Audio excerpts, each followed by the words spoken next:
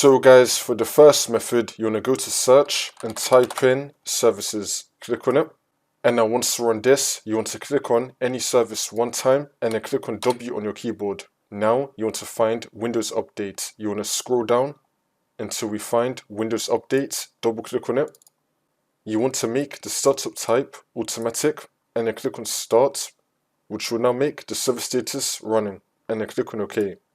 Now you want to click on restart. You want to restart the Windows Update service. See if that works.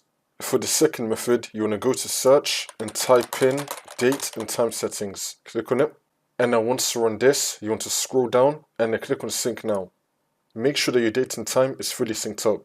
For the next method, you want to go to search and type in troubleshoot settings. Click on it. And now once you're on this, you want to click on other troubleshooters. And now you want to find Windows Update. Click on run.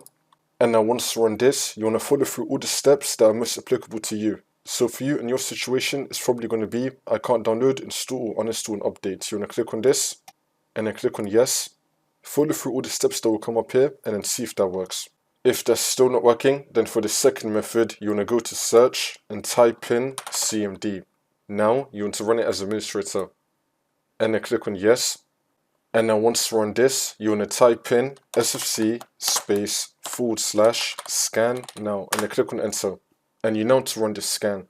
Wait for this to load. I'm going to skip the video to when the scan will be fully completed. And now once that's been done, you want to restart your computer, and this should now fix your problem.